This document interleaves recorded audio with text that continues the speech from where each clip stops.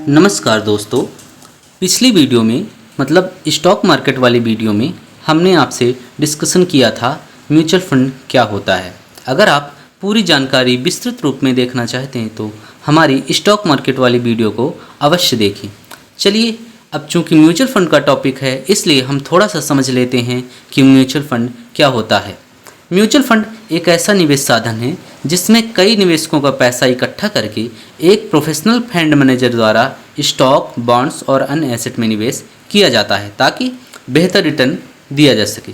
जैसे क्या होता है, जैसे आपके पास 100 रुपये है, किसी और के पास 100 रुपये है, इस तरह बहुत सारे लोग 100 रुपये या फिर जितना उनकी इच्छा होती है वो इकट्ठा करके म्यूचुअल फंड मैनेजर के पास जमा करते हैं।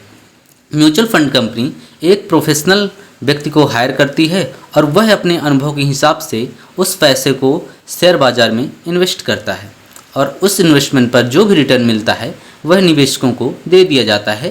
कुछ पैसा म्यूचुअल फंड कंपनी अपने पास रख लेती है जिससे एक्सपेंस रेशियो कहते हैं, जिससे वह अपना संचालन करती है। म्यूचुअल फंड इसलिए ज़रूरी है ताकि हम छोटे पैसों से अपना पूंजी बना सकते हैं, क्योंकि शेयर कभी कभी अच्छी कंपनियों के महंगे होते हैं। मान लीजिए कोई शेयर 2000-4000 रुपये का है, लेकिन अगर हमको वहीं पे म्यूचुअल फंड में इन्वेस्ट करना है तो 100 रुपीज़ से स्टार्टिंग हो जाती है। और चूंकि इसमें एक फंड में पैसा नहीं लगता है, एक शेयर में पैसा नहीं लगता है, इसलिए हमारा पैसा डाइवर्सिफाई भी रहता है और प्रोफेशनल मैनेजमेंट होने से हमारी बेहतर रिटर्न की संभावना बढ़ जाती है। और अगर हमको ज़रूरत पड़ती है कि लिक्विडिटी क्रैश की तो हम पैसा अपना निकाल भी सकते हैं, तुरंत पैसा अपना 1-2 दिन में हमारे खाते में आ जाता है। लेकिन अगर आपने वही पैसा शेयर में इन्वेस्ट किया होता और उस समय शेयर डाउन चल रहा होता तो आप पैसा नहीं निकाल पाते, क्योंकि आपको बहुत सारा लॉस होता। और म्यूचुअल फंड से लॉन्ग टर्म में कंपाउंडिंग का फ़ायदा आपको ज़रूर मिलता है। तो आइए देख लेते हैं कि म्यूचुअल फंड कितने प्रकार के होते हैं। तो equity mutual fund mainly 8 type के होते हैं, जिसमें फर्स्ट नंबर पे है लार्ज कैप फंड जो बड़ी कंपनियों में पैसा इन्वेस्ट करते हैं, जैसे रिलायंस, HDFC, TCS। दूसरा होता है मिड कैप फंड जो मध्यम आकार की कंपनियों में निवेश करते हैं, जैसे डिक्सन, IRCTC। तीसरे नंबर पर होता है स्मॉल कैप फंड जो छोटी कंपनियों में निवेश करते हैं, हालांकि इनमें रिटर्न की संभावना बहुत ज़्यादा होती है, जैसे ट्रेंट, कैंपस। फोर्थ होते हैं multi cap fund. Multi cap fund होते हैं जो बड़ी, छोटी और मध्यम सभी प्रकार की कंपनियों में संतुलित जोखिम और अच्छे रिटर्न का लक्ष्य लेकर के निवेश करते हैं।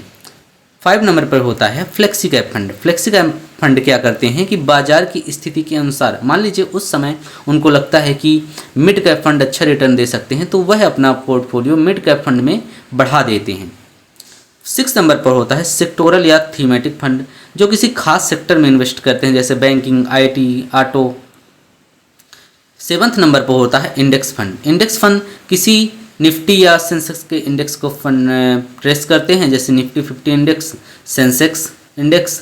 और 8 नंबर पर होता है ELSS फंड। यह टैक्स सेविंग फंड होते हैं। इनमें 3 साल की लॉक इन पीरियड होता है, मतलब आप जो इन्वेस्टमेंट कर देंगे उसको 3 साल तक आप निकाल नहीं पाएगा। लेकिन अच्छी बात यह है कि इसमें 80C के तहत आपको टैक्स का बेनिफिट मिलता है। चलिए और देख लेते हैं कि कुछ और तरह के म्यूचुअल फंड भी होते हैं। पहला फंड होता है गोल्ड फंड जो मेनली गोल्ड ETF में इन्वेस्ट करते हैं। ठीक है, अगर आप इनमें इन्वेस्ट करते हैं तो आपको गोल्ड की प्राइस में उतार चढ़ाव जो भी होता है उसका फ़ायदा आपको मिलता है। दूसरे नंबर पर होते हैं सिल्वर फंड्स जो सिल्वर ETF में इन्वेस्ट करते हैं और चांदी में भी इन्वेस्ट करते हैं, जो फिजिकल सिल्वर होता है उसमें भी इन्वेस्ट करते हैं। और सिल्वर अगर ऊपर जाएगा तो आपके फंड की वैल्यू ऊपर जाएगी और सिल्वर अगर नीचे जाएगा तो फंड भी नीचे आएगा। और तीसरे नंबर पर होते हैं इंटरनेशनल फंड, जैसे अमेरिका का मार्केट है, Japan, Korea, China, Hong Kong, Singapore, ये सब जो मार्केट होते हैं इनमें जो फंड इन्वेस्ट करते हैं उनको हम बोलते हैं इंटरनेशनल ETF या इंटरनेशनल फंड। तो आप समझ गए ना कि म्यूचुअल फंड क्या होते हैं और कितने टाइप के होते हैं। अब आप अपनी ज़रूरत के हिसाब से इनमें इन्वेस्ट कर सकते हैं। मेरे हिसाब से आपको सभी फंड में थोड़ा थोड़ा इन्वेस्ट करना चाहिए, इससे आपका पोर्टफोलियो बैलेंस बनता है और आपका पैसा डाइवर्सिफाई भी रहता है। चलिए आगे देख लेते हैं कि म्यूचुअल फंड में SIP और SWP क्या होते हैं।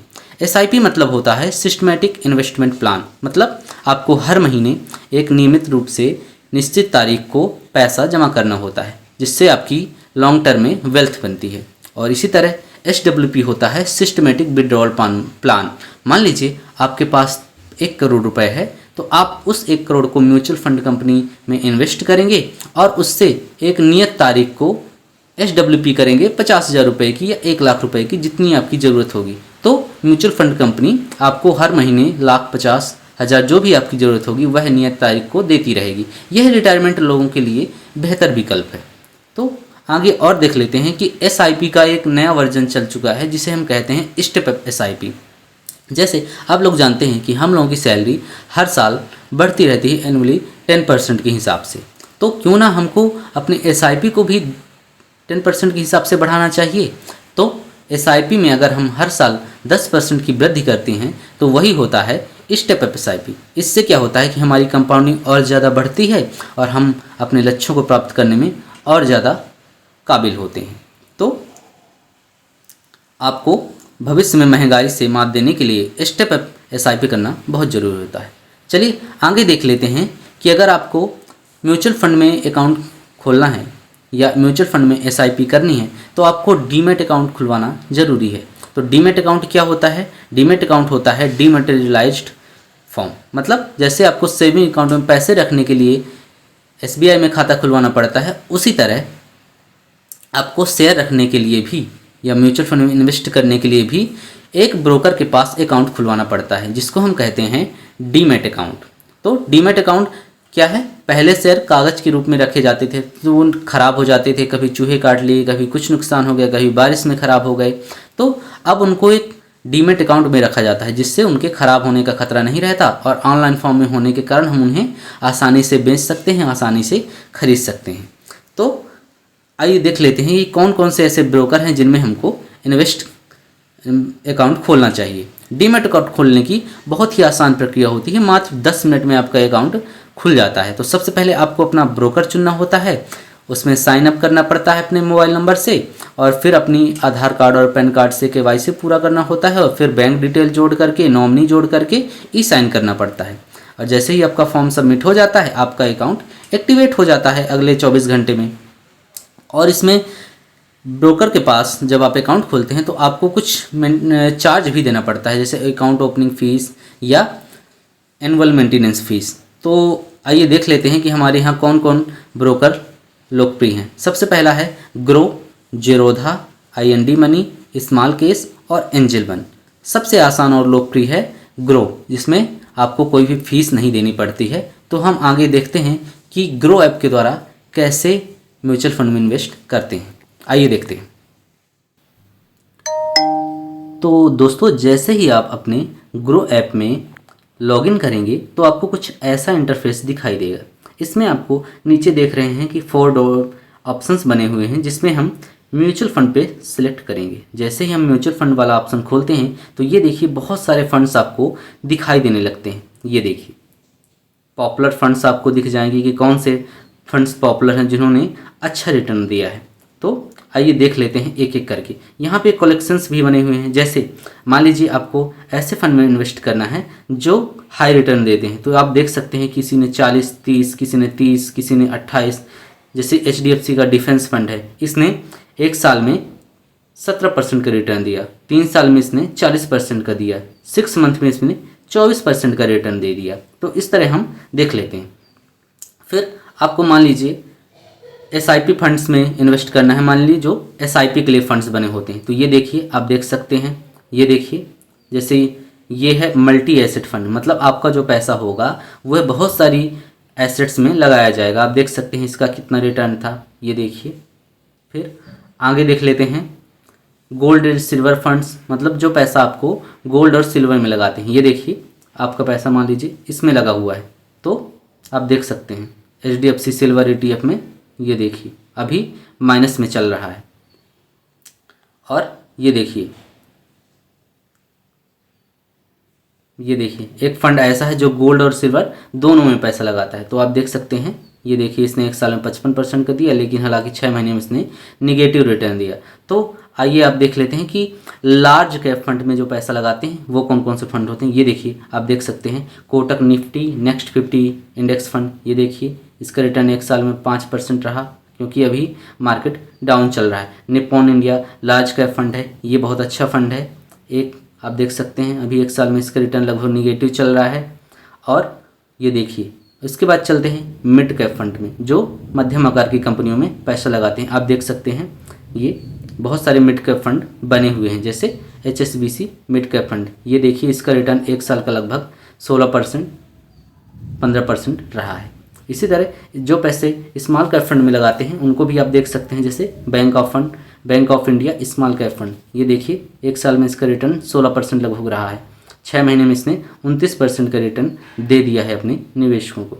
तो इस तरह आप इसमें से देख सकते हैं और साथ में इसमें SIP कैलकुलेट भी कर सकते हैं। जैसे मान लीजिए आपने 25,000 रुपये मंथली की SIP शुरू की, 12% का इंटरेस्ट रेट है, तो आपको 10 साल में कितना पैसा मिलेगा? आपको लगभग 56 लाख रुपए मिलेगा। 30 लाख रुपए आपका इन्वेस्ट होगा और आपको 26 लाख रुपए ब्याज सहित मिल जाएगा। हालांकि आपको इससे ज़्यादा भी या कम भी रिटर्न मिल सकता है।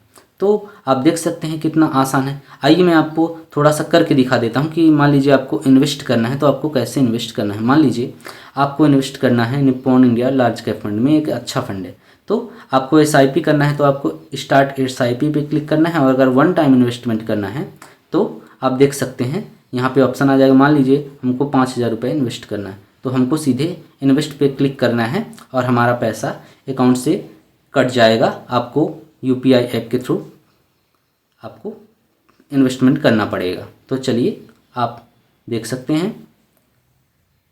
तो दोस्तों आप इसी तरह अपने म्यूचुअल फंड में इन्वेस्टमेंट कर सकते हैं और अपनी ग्रोथ की जर्नी को आगे बढ़ा सकते हैं। तब तक के लिए